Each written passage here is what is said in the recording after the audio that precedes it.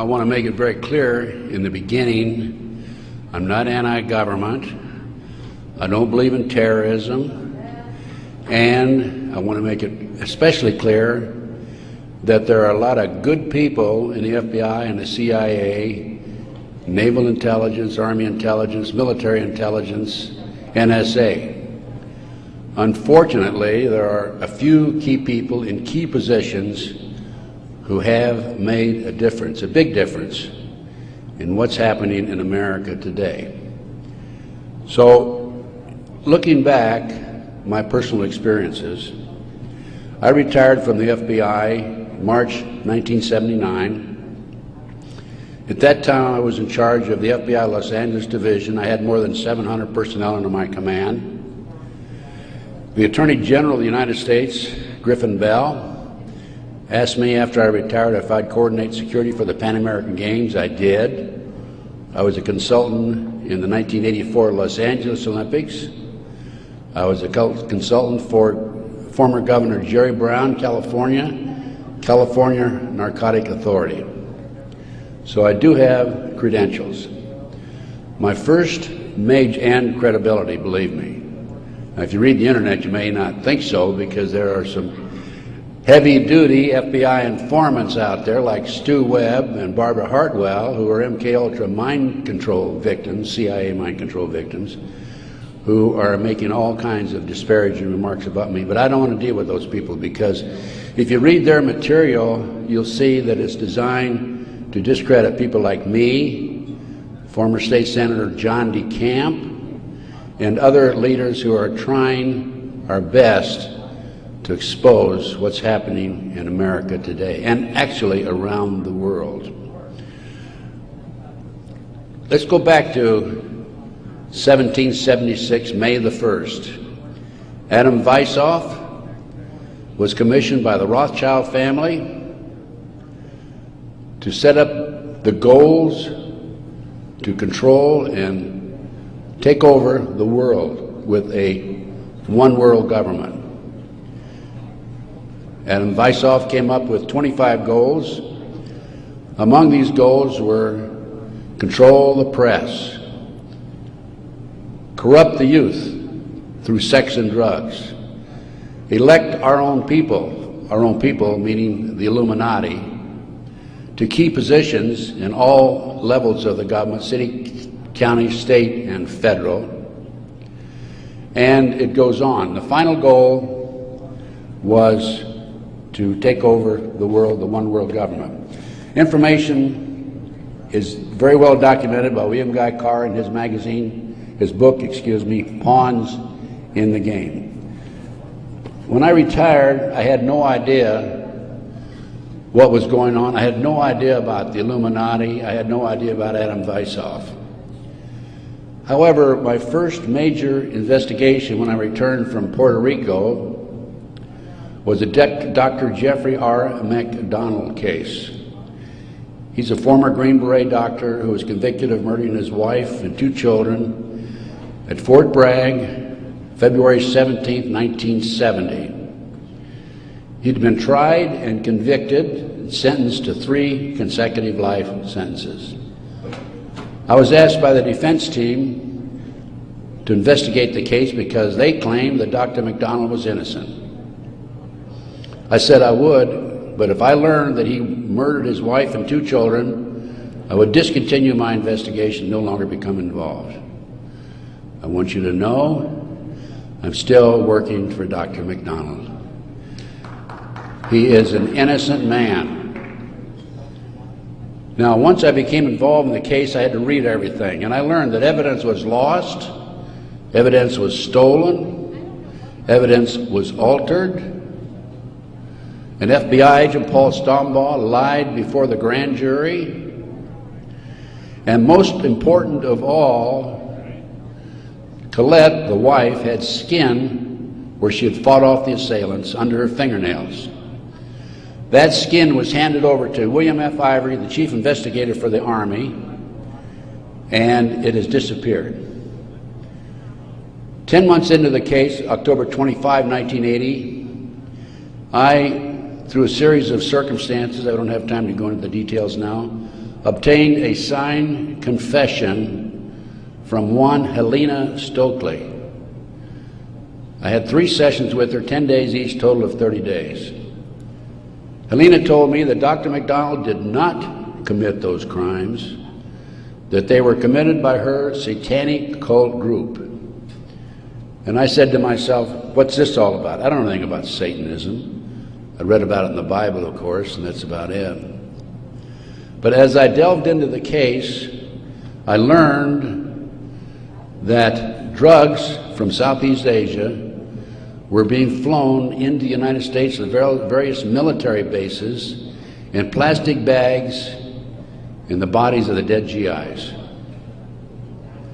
I further learned from Helena that her satanic cult group was involved in distributing these drugs up and down the East Coast. They were mad at Dr. McDonald because he was abusive to the cult members and the GIs who went to the civilian hospital where he was moonlighting for relief of some sort. So they went in and attacked him that night. There were a total of 7 involved in the crime. She named them all for me. Right now, today, I know where some of them are located. But to further check and document this, I went to the UCLA library, and I found out, in fact, in the Time magazine, January 1, 1973, there was an article about bringing drugs in plastic bags in the body cavities of dead GIs. There was no question in my mind Helena was telling the truth. I gave her a polygraph test and she passed. I had her examined by a psychiatrist and she passed. And as a matter of fact, the government themselves had given her a polygraph examination early in their investigation before I entered the case. And Byzantine, the Army polygraph operator, said that she thought that she was telling the truth. She thought she was there that night. Now, the most recent series of events in the McDonald case, now, I'm telling you a little bit about the McDonald case because that's what woke me up as to what was going on. It was after that I started researching and went back and found out about the Illuminati. Illuminati/Satanism. It was after that I learned considerable more about what was going on. And the most recent information, Dr. McDonald, who's been in the penitentiary for some 25 or 26 years now, appeared before a parole board just 2 days ago, his first that he's ever appeared before a parole board. And the reason he had never appeared before is because, in his opinion, had he appeared before, it would be an admission of guilt. In this particular instance, he still claimed he was innocent, but he did appear before the board because he's a newly-wed individual with a woman named Kathy. And of course, if you read the papers in the last 2 days, his parole was turned down, and the parole board made him eligible for another hearing in 15 years. This poor man not only lost his wife and 2 children, he has served 25 years in the penitentiary and another 15 years to go. He's 61 years old. I am still working the case. What are the latest developments on the case? In 1997, the judge, federal judge, agreed to do DNA tests. And they chose 15 individual pieces of evidence to be examined. However, the judge said that when you open the evidence envelopes, only the prosecutor can be present. Well, they opened the evidence envelopes. The prosecutor did. How many do you think were empty? 5. 5 evidence envelopes were empty. The skin under Colette's fingernails would have established Dr. McDonald's innocence alone. Now we have DNA authorized in 1997. Here we are in 2005. They still have not completed the DNA test. From the McDonald case, the next case I worked of a major consequence was the McMartin preschool case in Manhattan Beach, California. The children there claimed there were tunnels under the school They were taken into the tunnels and through the tunnels up into the trap door of a bathroom in a triplex next door, placed in automobiles, and prostituted in the community. These are 2, 3, and 4-year-old children before they enter kindergarten. In addition, the children claimed that they were flown into the mountains where they were involved with adults in robes, black robes, chanting, candles. They talked about the brown babies who were cut up, actually sacrificed. And in checking into this and researching this, of course, this was obviously a satanic ceremony. The McMartin family, who owned the preschool, they were tried of Ray Bucky and his grandmother. The grandmother was acquitted, hung jury on Ray Bucky. The second trial, another hung jury. I had an opportunity in 1990 to gain control of the school. Now, the school had been given to Danny Davis, the defense attorney, and he had sold it, even though he made $15 million on the case, by the way. He had sold it to a contractor who was going to tear it down. When I learned this, I contacted the contractor. I said, I want to be given an opportunity to go on that school and look for the tunnels. The authorities had looked for them in 1987. They said they could find no tunnels. Along with some of the parents, we hired Dr. Gary Stickle, UCLA archaeologist. He hired his crew and brought them in. And in 34 days, Dr. Stickle said there had been tunnels under that school. They were covered up, and they were covered in. An informant of mine told me that there was an abandoned satanic site in Crestline, California, up in the mountains. I went up into the mountains and obtained photographs, of the site. I have a lecture that I give where these pictures are available. It's called Gunderson Chronicles No. 2. It's a 4-hour lecture that I gave in Kansas City a number of years ago, which shows this abandoned site and also pictures from the McMartin Tunnel school dig. From there, I became involved in another case, very frightening case, because I established, with the help of people like John DeCamp, former state senator in Nebraska, that we have in this country today a covert military criminal enterprise, government enterprise, primarily by U.S. military intelligence, that is operating full throttle, and everybody refuses to investigate it. In the Nebraska case, it's called the Franklin Cover-Up. This is the book here that John DeCamp wrote, by the way. It's all documented in there. And in that particular instance, they were taking children out of foster homes, orphanages, Boys Town, driving them from Omaha, Nebraska to Sioux City, Iowa, 184 miles away, placing them in private jets and flying them to Washington, D.C. for sex orgies with prominent people, including congressmen, senators, and certain people in the White House. It's well documented. I have personally talked to Paul Benassi. I had a 5-hour interview with him. It's a tape that's available. I don't have it with me here, but you can order it. I have a 5-hour interview with Paul that he gave me in 1993. Paul told me how he was used. He was part of the kidnapping crew and was used as a decoy when he was 10, 11, 12 years old in parks, shopping malls, to attract the children over near where the adults were in a car waiting for them. They throw them in the back seat, chloroform them, and make off with them. Paul also told me that these children, many of them become sex slaves. Many of them are used as toys. The boys, they call the boys toys. I don't know what they call the girls. But these degenerate, sick people, the men are more interested in the little boys than they are the girls for some reason. But it's all well documented. Paul drew the inside living quarters of the White House. Now, this information broke in about 1987. That's about right after I entered, just before I entered the case. I replaced a fellow named Gary Caradori, who was the investigator for a Nebraska Senate committee.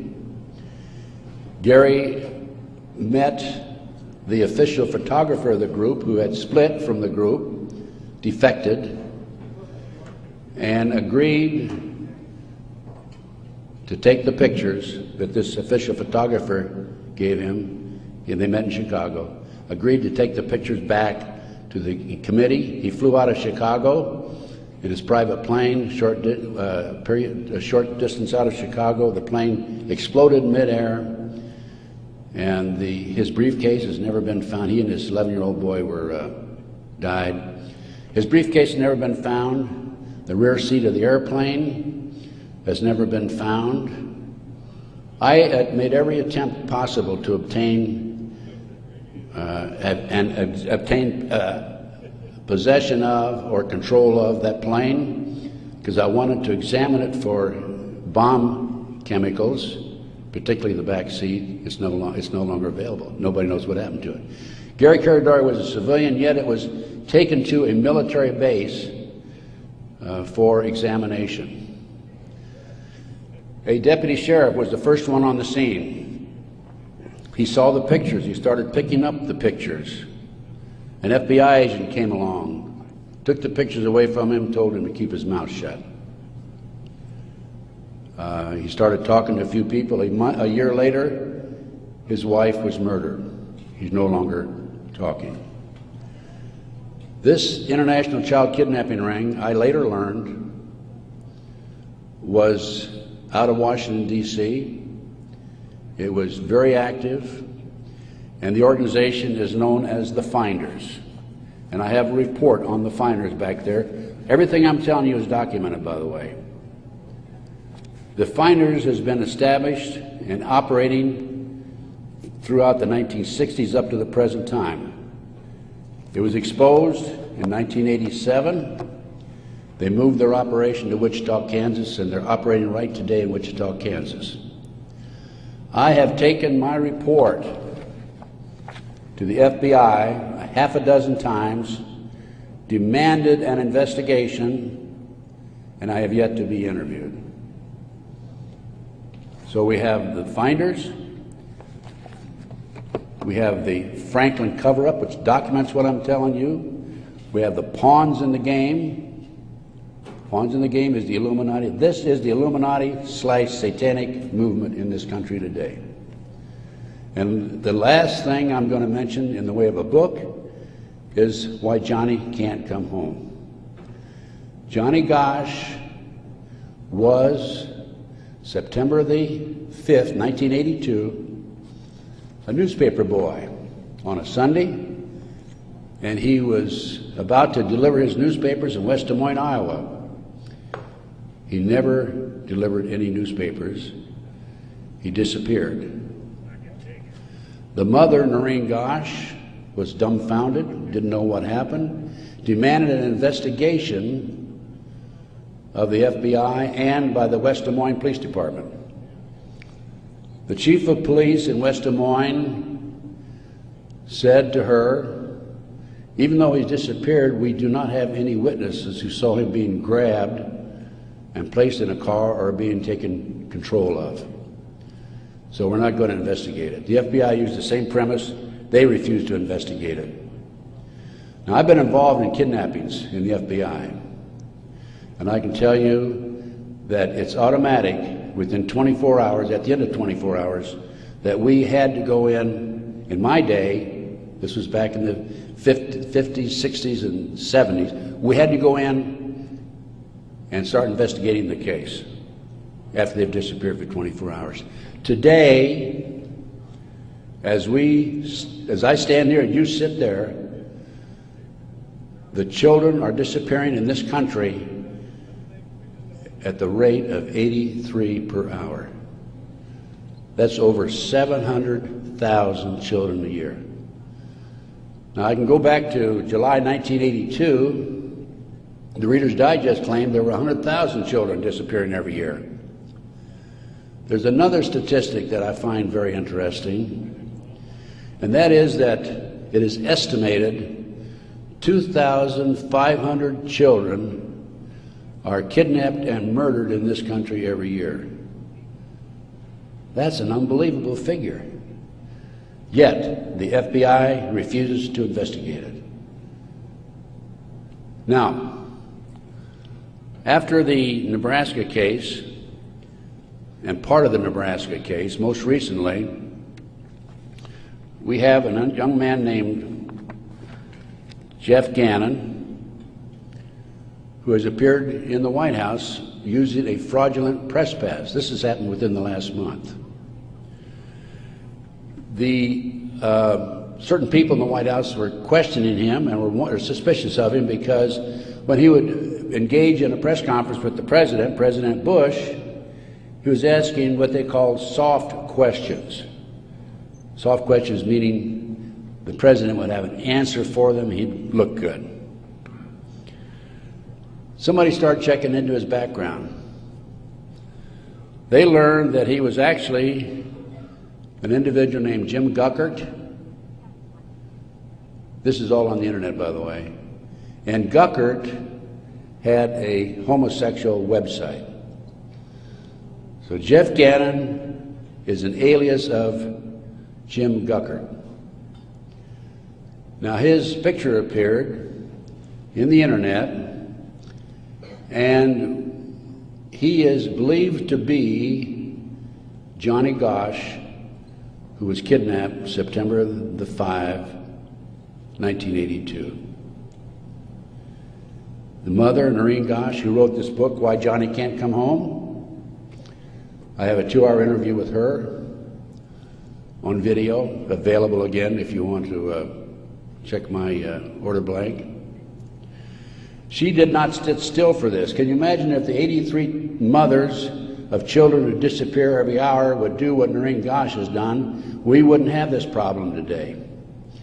She went to the FBI, demanded an investigation. They refused to investigate. The police refused to investigate because the case tied into the Franklin cover-up. Some of our top politicians in the country, leading businessmen. Harold Anderson was identified by the children, past publisher of the Omaha World Herald. The head of the Nebraska Forestry Service was identified by these children. There 80 children came forward in this Nebraska case. And it goes, as I said, right up to the White House. In 1987, according to Paul Bonacci, he was furnishing toys, or little boys, young boys, to the sick people, certain sick individuals, in the White House itself. I have the names of some of these people. No need to mention it here. Some of them are mentioned in the Franklin cover-up. But it does appear that Jeff Gannon is, in fact, Johnny Gosch. Noreen Gosch, the mother, has looked at the pictures.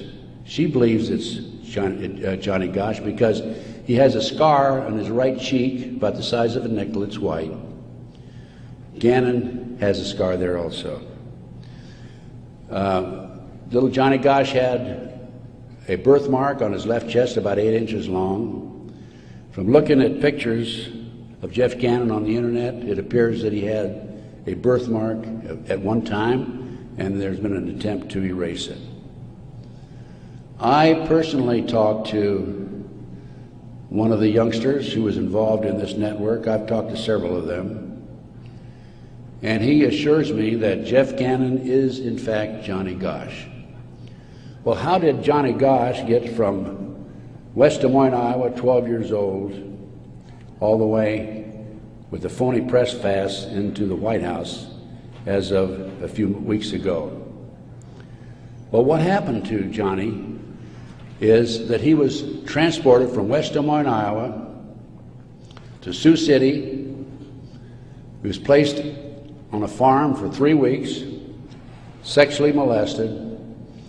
He was taken to the mountains in Colorado, placed in a cage in a house of some sort, or a cabin, and then later he was used as a sex slave.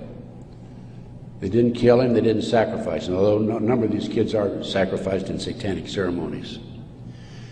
Now, he escaped with another young man. They stole a car, and in 1997, Johnny knocked on his mother's door at 2:30 in the morning, Noreen Gosch, and said he wanted to talk to her. He was there with another young boy. He came in, he told Noreen, he says, "Mother, I was kidnapped.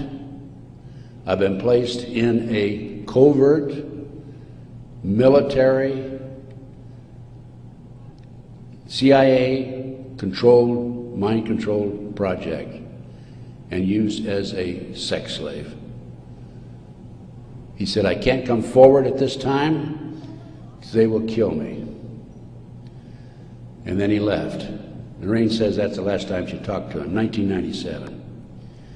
Now, several years after that, a girl named Burns, who was a producer for 2020, decided to do a story on the Johnny Gosch kidnapping and the Nebraska case.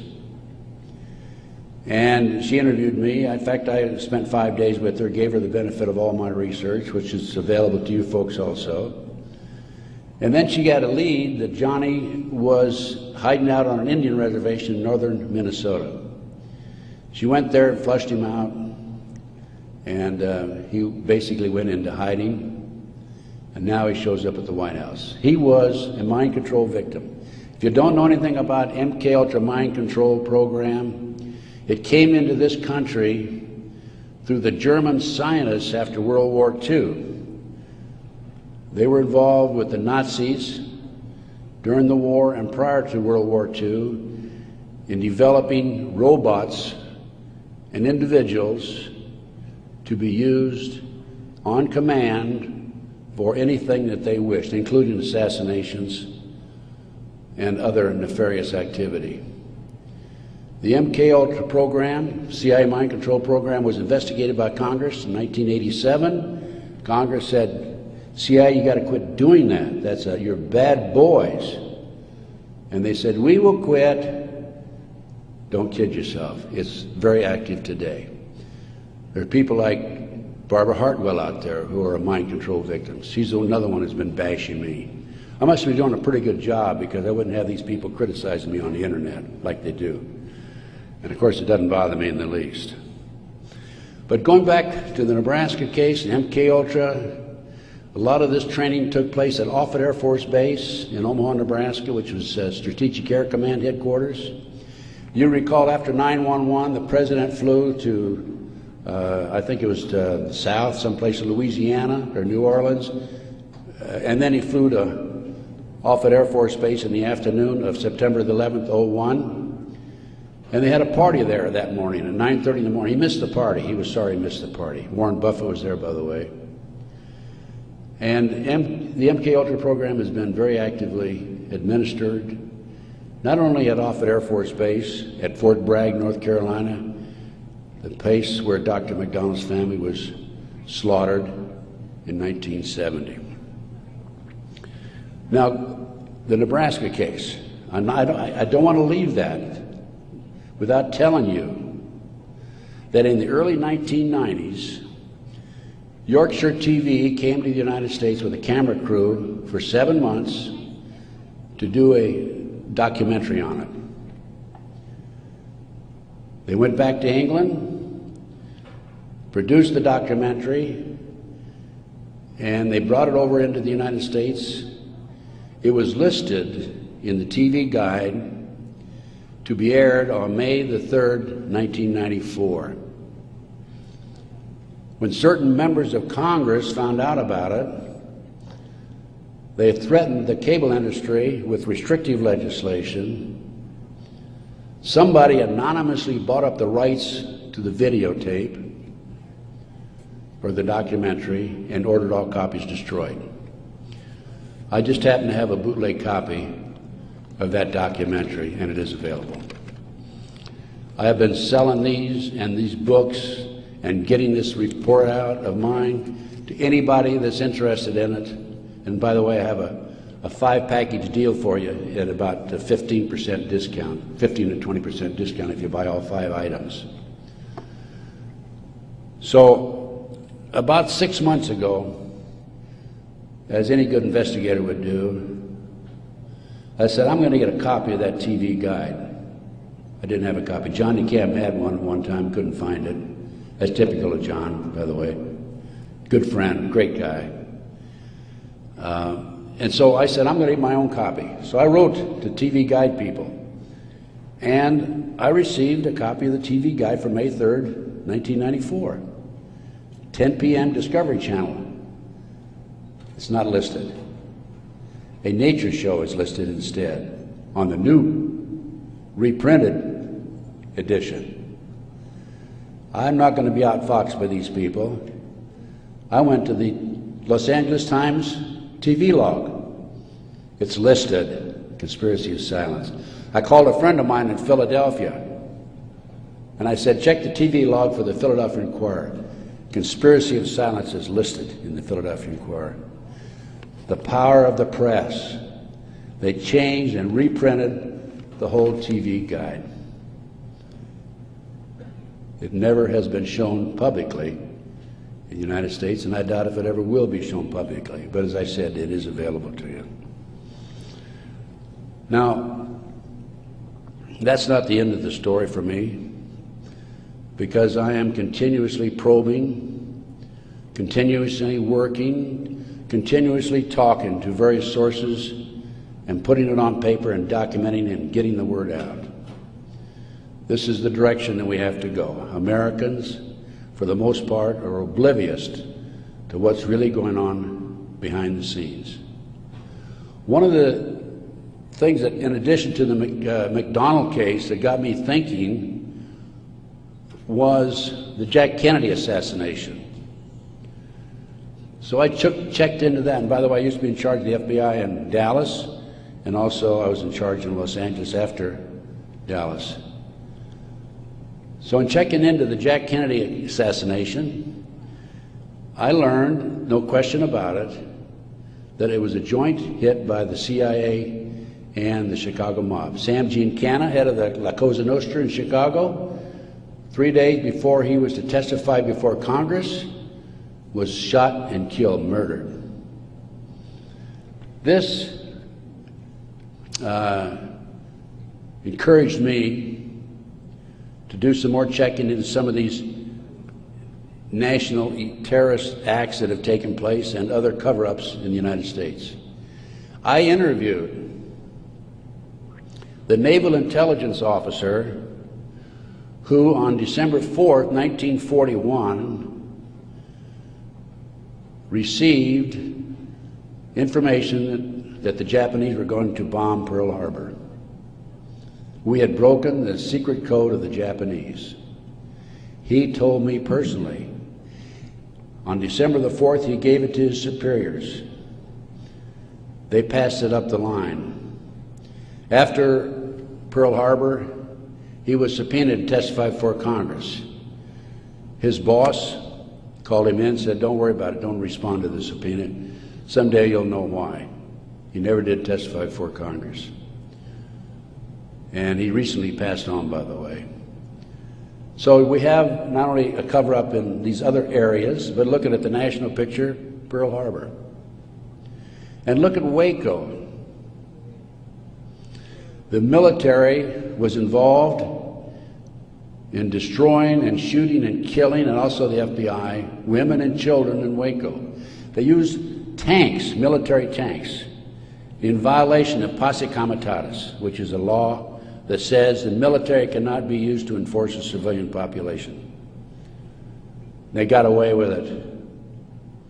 There's an interesting story. I did some research on Waco. As I've told you, I've done a lot of research. And in many instances, I've not only been there, I've done that. And I've been on the scene. I've spent most of my retirement money investigating these matters, including Oklahoma City, and I'll go into that in just a minute, 911 and so forth. But in Waco, there were 4 BATF agents who were shot and killed. Some of the Branch Davidians were tried, sentenced for these, quote, murders, and are serving prison terms today, probably for life. In researching the 4 BATF agents who were shot, I learned every one of them was shot in the head. Now, for those of you who have been in the military, that's a sniper shot, no question about it. One of them, the bullet, the trajectory of the bullet was from above, down through his lip, and into his body, probably from a helicopter. It's interesting to note that these 4 men, BATF agents, at one time were all bodyguards for former President Bill Clinton. That was Waco. Ruby Ridge. Randy Weaver was set up by a BATF, Bureau of Alcohol, Tobacco, and Firearms, informant. He bought a shotgun that was about 1/4 of an inch too short by law. They arrested him and served him with a warrant. He refused to appear before the courts, and they sent an army after him. Horiuchi, the FBI sharpshooter, shot and killed his wife while she was standing in the doorway. He used to brag about what a great shot he was. Another instance where they tried to railroad a good, loyal American who fell in a trap. And then we have the 1993, continuing with the great conspiracy. I call this a great conspiracy, and that's what it is. Car bombing of the World Trade Center. I have a copy of the New York Times, October 28, 1993, and in the article, this was reporting from the trial that took place, an FBI informant named Salam, who was in among the terrorists, testified that he was commissioned by the terrorists to put the bomb together, the car bomb together, to bomb the World Trade Center in February 1993.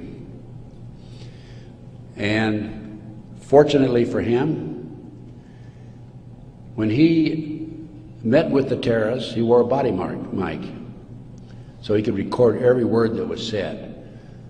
Unknown to the FBI, when he met with the FBI, he also wore a body mic.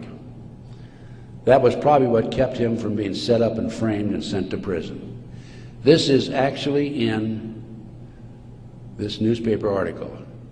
He went to his FBI superiors, says, I've been commissioned to put the bomb together. We're going to use a dummy bomb, aren't we? And he was told by his FBI superiors, no, we're going to use a real bomb. Now, I don't understand why Congress and Senate, investigators, and our leaders in Washington, D.C. are not jumping up and down over that situation. The FBI not only knew in advance of the car bombing, they furnished the ingredients for the bomb. Why doesn't somebody take some action in that area? Why doesn't somebody investigate this international child kidnapping ring being operated by the CIA? Why are these congressmen voting on bills like the Patriot Act, which takes away many of our constitutional rights and civil liberties in the best interests of, quote, protection for our country and protection from the terrorists? Let me tell you something, ladies and gentlemen. There are people in our government, a rogue outfit, whatever, I'm not sure, who are actually behind these terrorist acts. And the reason they're behind the terrorist acts is so they can pass bills like the Patriot Act. And the reason the congressmen and the senators vote for these stupid bills, stupid by our terms and our definition, is because many of them have been set up and framed through sex and drugs. So then we have Oklahoma City, 1995. I personally made 2 trips to Oklahoma City. I investigated Oklahoma City. Because of my report, the defense attorney for Timothy McVeigh sent 2 of his investigators to interview me. I spent 4 hours with them. Actually, I got a lot of information out of them. For example, they told me that they were allowed to tour the remains of the Murrah Building in Oklahoma City in the presence of a U.S. Marshal, but they were not allowed under any circumstances to take soil samples or to pick up any evidence for examination. Stephen Jones was their attorney. I heard that they were going to tear down the building. Now, you can trace bombs through what they call the taggants, the chemicals. When I heard this, I called John DeCamp. I said, John, we've got to prevent that building from coming down. And I actually called an outfit in Chicago, the Pat Kennedy Group, who were specialists in examining evidence of this type. And John called McVeigh's attorney, Jones, and because John had a client he was representing who was involved in the case, Jones said, I'll handle the paper, we'll have a hearing, we will prevent that building from coming down. The next thing we heard, the building was coming down. John called Jones, what's going on? And he had no good answer for it. That was evidence. I've been at many a crime scene, and it is critical that the evidence be preserved. That was a huge cover-up. McVeigh wrote a letter to his sister.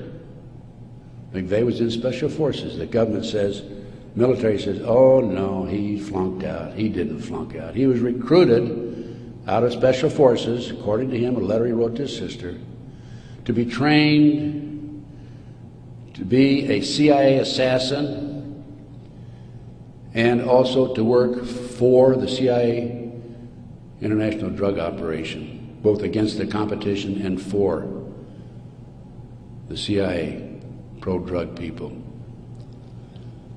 McVeigh was, in my opinion, an MKUltra mind control victim.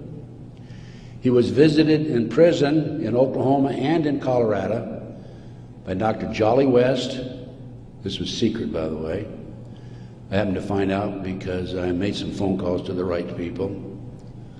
Jolly West was one of the foremost leaders, along with Sidney Gottlieb, in the CIA's MKUltra mind control operation. Why would somebody like Jolly West go interview McVeigh, not only in Oklahoma but also in Colorado during the trial? Because he was a mind control victim himself. At one time, it was reported, I think in the U.S. News and World Report, that McVeigh had a microchip in his buttocks. Our military reportedly have been using microchips to keep track of their soldiers.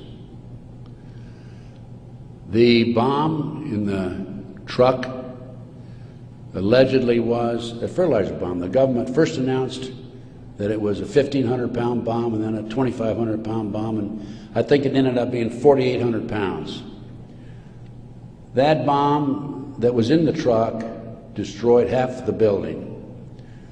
A 4,800-pound fertilizer bomb, ammonia nitrate fertilizer bomb, dissipates and did not have the potential, the possibility of destroying that much of the building.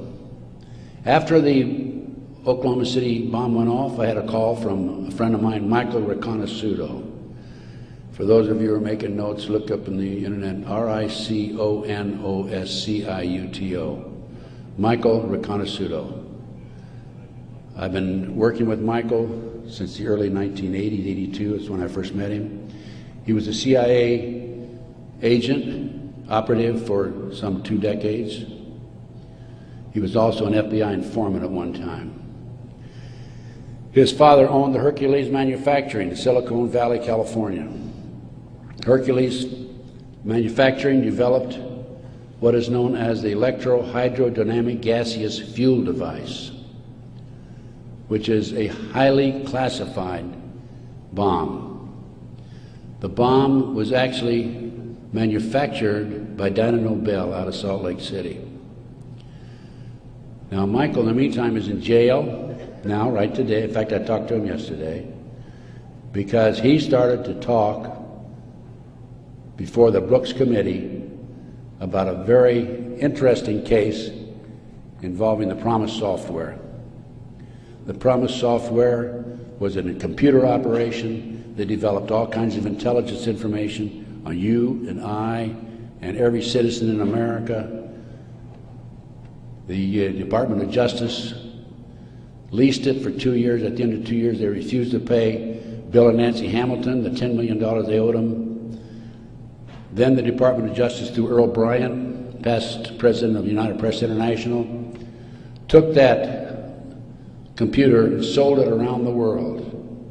Sold it to the French, to the English, the Israelis, the Canadians. Unknown to these foreign countries, the officials in these foreign countries, there was a trap door in the computer. Very clever, huh? A trapdoor secretly allowed us, the U.S. government, to retrieve all the information they developed. Michael Riconosciuto was the CIA agent who developed the trapdoor in the PROMIS software computer. And when Congress started to investigate it in the late 1980s, they called on Michael, and we want you to testify. Michael received a threatening phone call 2 weeks before he was to testify. He claimed from a fellow named Vitniks, Peter Vitniks, U.S. Department of Justice, if you testify, you'll be sorry. Michael testified anyway. A few weeks later, was arrested for drugs, is now serving a 30-year prison sentence because he dared to expose these nefarious activities by this rogue criminal enterprise operating within the confines of the U.S. government. I got off a little I gave you a little background on Michael. Going back to Oklahoma City now, I want you to understand who Michael is. He's not some guy walking down the street with a grocery basket looking for a recycling center, okay? He has credibility. Now, Michael called me right after the Oklahoma City bomb went off, and he said, Ted, he called from prison, by the way, that's my bomb, meaning that Hercules developed it. That was not an ammonium nitrate bomb. Now, when that bomb was tested in 1982, I happened to be with a group of intelligence agents in Palm Springs waiting for the results of that test. It was tested in Area 51. It was underestimated because the power, it was so powerful that 2 of the technicians died. They underestimated the strength of it. This, I'll call it a barometric bomb.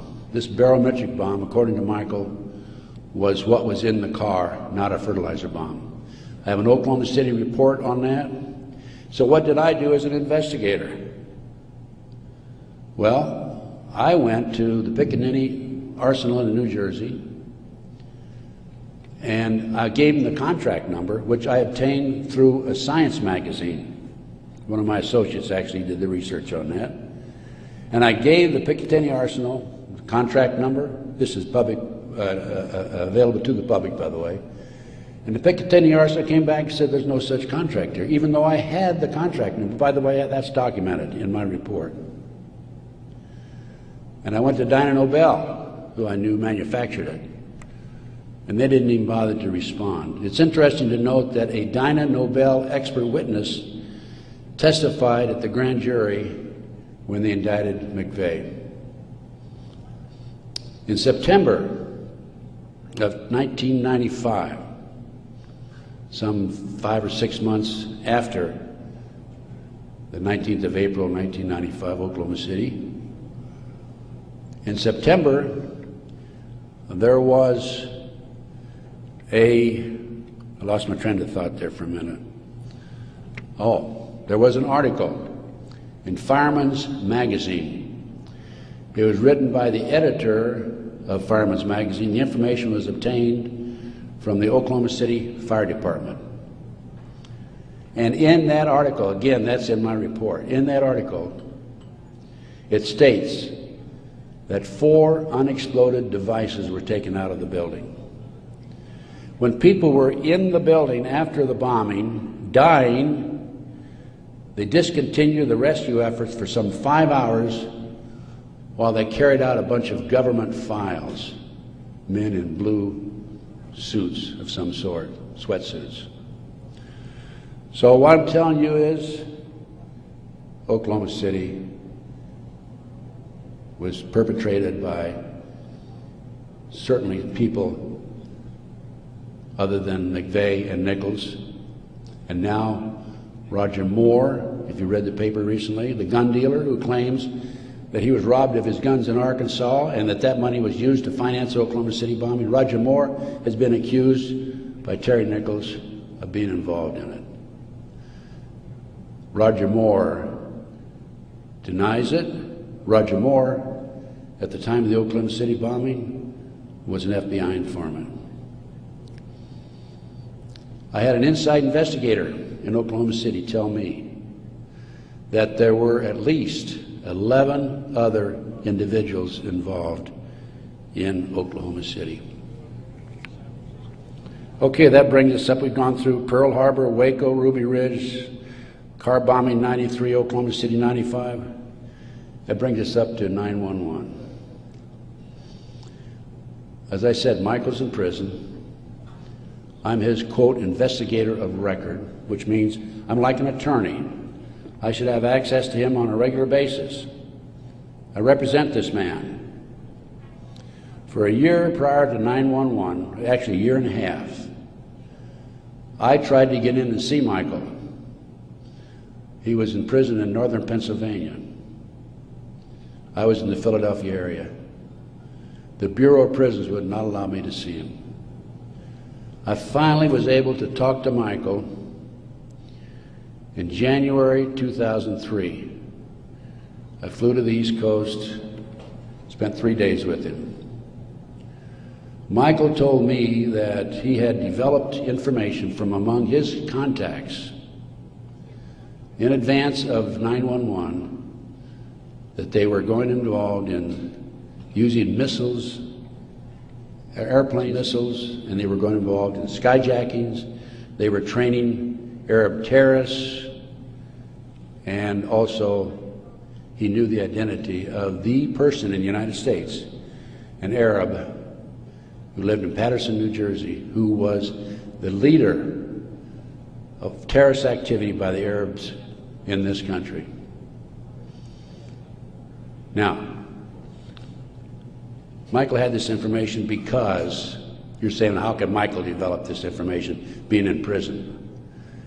Because I met with Osama bin Laden, along with Michael, and along with the State Department representative in the spring of 1986. At that time, I was contacted by a former top Ronnie Reagan official who said, can we help the Afghan rebels? They were our friends then. And I called Michael, I said, what do you think? And he said, let's meet. So there was a fourth fellow there. We didn't know at the time it was Osama bin Laden. Has actually used the name Tim Osman, traveling under Turkish passport. But because of Michael, I passed the ball to him. I just arranged for the meeting and went on. But Michael traveled all over the world putting this package together to furnish the Afghan rebels with the surface-to-air missiles that defeated the Soviets, really, shot down their helicopters. As a result of this, Michael developed sources inside the Arab world. And that's how Michael knew in advance about 9/11. Michael told the FBI on March the 20th, 2001, about this plan to use skyjack airplanes and use them as missiles. He also furnished to the FBI one of his sources, one of his confidential sources, inside the Arab group. The FBI interviewed him, threatened him with prosecution, and deported him. That man, along with his family, have disappeared. We think that they're dead. The FBI refused, absolutely refused to look into this situation. More shocking is that Michael had the names of the people who were obtaining the false names of the people, the Arabs who were obtaining false passports. Had their names. He had the source who could furnish him that information. He told FBI agent Keith Kutry, March 20th, 2001, excuse me. He told Kutry, he says, I'll give you these names, the name of this person who's coordinating the whole project for the Arabs, providing I be given immunity and he be given immunity. Mr. Kutry, in spite of the fact he was armed with this information 6 months prior to 9/11, came back 2 days after 9/11 on the 13th and saw Michael in prison again. Accused Michael of being anti-government, anti-FBI, being a publicity seeker, and so forth, being disloyal. And so Michael, of course, didn't have much to say after that. Michael's still in prison, as I said. But we had this information, the FBI had this information, did nothing with it. Kutry admitted on September the 13th, admitted that the FBI did nothing with it. So after I visited Michael, excuse me, 2003, I felt it was important that I confirm that the FBI did meet with him. The Bureau of Prisons would not furnish Michael with the visitors list to confirm it. And so I started writing letters to the FBI through Senator George Allen. Oh, thank you. Thank you. And to confirm that he did in fact meet with them, I wanted to document it. I also asked for the identity of the other agent who was with Agent Kutry. And I had a terrible time. It took me a year and a half writing letters to the FBI to get them to admit that they'd interviewed Michael on March the 20th, 2001. I finally did have that information. That information is available again in one of my reports, my terrorism report that I have in the bag. So that basically brings me up to the present time. I think my time is up. But I feel compelled, as a former FBI agent, I had all this training, and I feel compelled to do everything I can to educate as many fellow Americans as I can as to what's going on behind the scenes. We have been operated and orchestrated primarily by U.S. military intelligence, covert criminal enterprise involving the FBI and the CIA, active in this country today. It's being covered up right from the beginning. They're using FBI informants to set up and frame people. By the way, they tried to frame me on a drug deal back in 1984, and it didn't work. The girl that they used to try to frame me contacted me, said, I need to meet with you. We met, she told me the whole story. I took a signed statement from her. Her name is Pam Fawcett.